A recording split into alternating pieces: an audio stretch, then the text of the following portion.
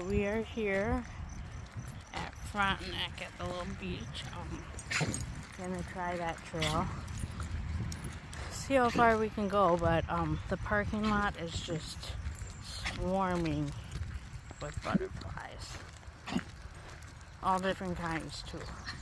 But we are going to try to go. We'll see how this works with the two of them. And if we have to turn around, we have to turn around. So we came upon our first hazard here, which, Roo, come here. Yeah, and the mosquitoes are we're going back. It's just too bad. So we attempted to walk at Sandpoint Trail. We got to a down tree and the dogs were getting just absolutely swarmed by the mosquitoes. So I think we made it, 50 feet onto the trail before we had to turn around and go back. And even when we're at the trailhead, we're still getting swarmed by the mosquitoes. So we'll go try Upper Frontenac and see how that is. Coming up here, we're gonna see just how flooded some of these homes got. So one, you could see water across our driveway. I don't really want to go down there in that area because you can kind of see how flooded it is right there, you know. So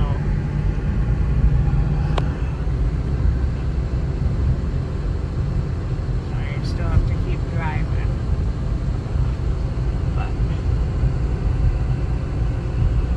That's why we mainly came over, is just to see how flooded it was at those houses,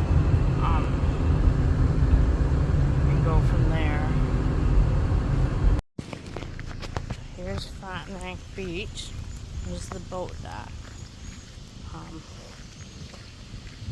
Literally is right up to the picnic area, but about where that log is, way out there, is kind of where the water normally is.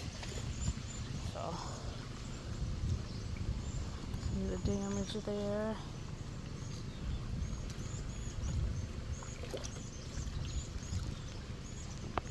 Okay, we have a little fox here. So I don't know if I'll be able to get out here. It looks very unhealthy. Right in the parking lot. And I have 2 dogs. But we're now at Frontenac. So I'm gonna give this little guy some time to scram. Looks like a not very old one. Probably the only real dry, non-buggy place here. But doesn't really seem to be running away all that fast. So I think we might go down further and park as far away as we can from this guy, because I have 2 dogs in the car I gotta get out. So we were going to go the opposite way, where we pull up and overlook the river first and then go on our hike, but that fox kind of changed plans. I just don't feel right taking she'll be okay. He's not gonna be able to get away from a fox. God damn it, dog. So we're just gonna take a little walk on this paved path, basically, because that's all my knee can handle right now. And kind of goes to Inyaniopa. But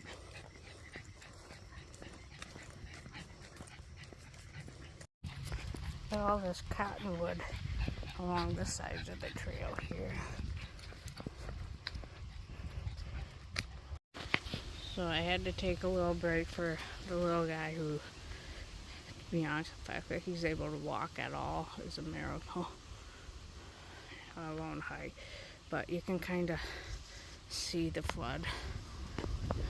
Oh, it kind of has more tributaries right up there running off. And this is Lake Pepin, so on the Mississippi River.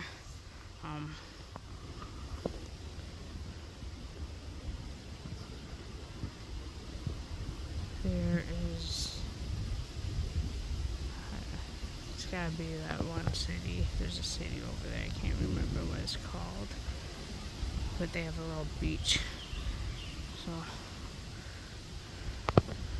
but just enjoy the view. I'll give a little man a breather. You can see how steep it is right there. Which, if you think about it, just imagine people trying to cross this place before vehicles. The natives had to have strong legs in order to make it up these things from the water. But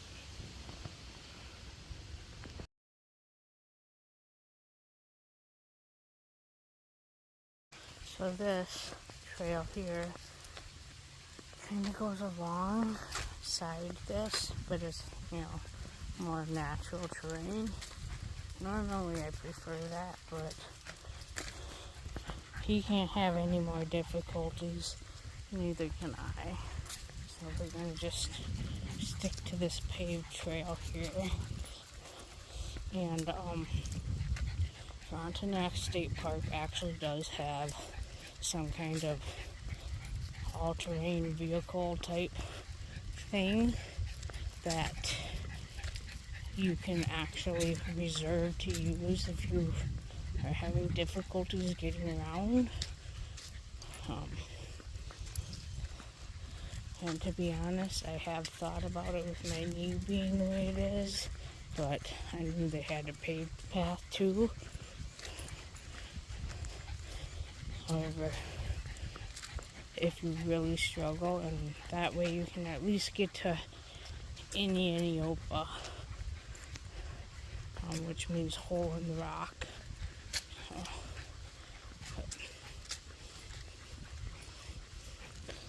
There's some more river, the lake within the river, and right over here, it's kind of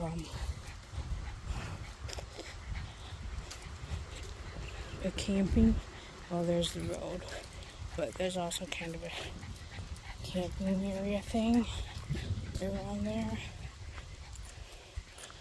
Deer like to be right around there.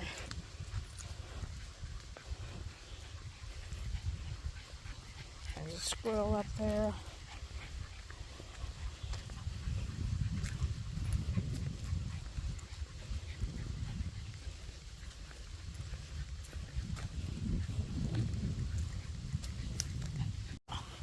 And then here's this shelter.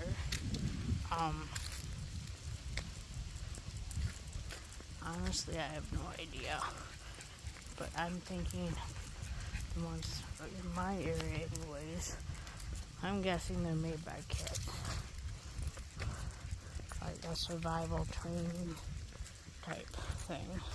Some places will sit there and say, oh, that's what Bigfoot does. And that seems a little small for Bigfoot, but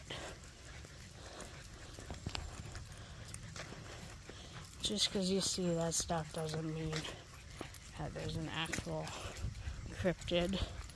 Now, I'm not saying there isn't a cryptid here.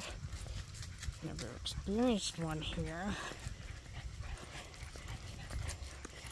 And who knows, that fox may have been a skinwalker, I don't know.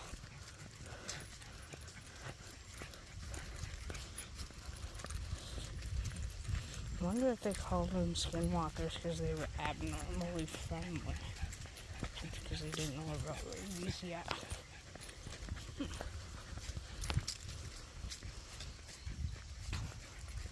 So, while I'm on the trail with these two dogs, to get untangled. This woman who hikes alone usually, about 80% of the time I hike alone. The biggest protection for me is a dog. Now when I talk about a dog, hiking with a dog, I mean one like you. I mean, it's right over here, no offense, great dog and everything, but I just don't see a dog that size being able to protect you.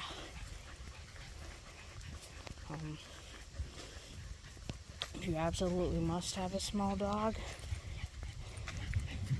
Jack Russells are great. Cattle dogs are great protection. However, both of them are very high energy. But Drew here is a cattle dog Australian Shepherd mix, and Fred is a pug Brussels Griffon mix. So, two complete opposite ends of the spectrum there. One that can go all week straight, and the other one that can go, well, he's old now, but even when he was younger, he couldn't keep up like Drew can, just due to the nature of the breeds.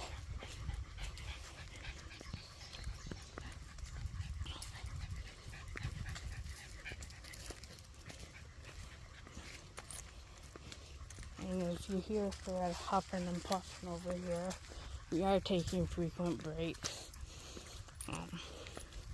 Honestly, the only reason we're really hiking is because, first off, Miss Antsy Pantsy Roo needs to get out of the house. And there's a lot of commotion going on where we live. There's a little deer trail over here. Come over here, you can probably see it a little bit better. Hey, come on, Fred. And it's just safer to get the dogs out versus them being in the way, getting yelled at. Just in this way, they'll be nice and tired and kind of stay out of the way. But a lot of parks right now are currently inaccessible because they're either A, still underwater, or B, dealing with the aftermath of all the water. So,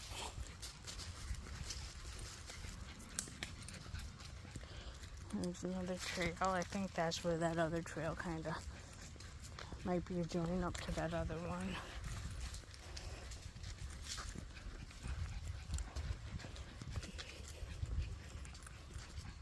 Look at that tree.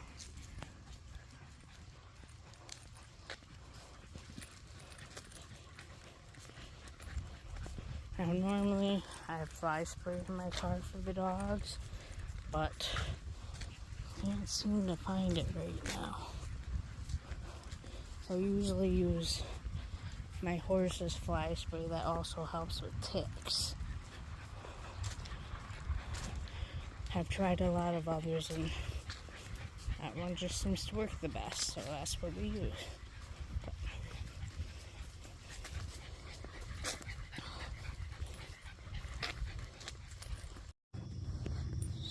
The dogs are kind of tired, so I left them in the car with it running. But the point closest to us is the one you see, but that point furthest away is actually Sandpoint. So you can see how flooded they really are. So, see the butterflies. Green crud up there. A white car is mine. Right over there on the other side by that post is where the fox was. When I drove down to the other end, the fox was kind of taking off down this way. But that fox did legit scare me, because he kind of came out to my car, which is not really normal behavior for foxes.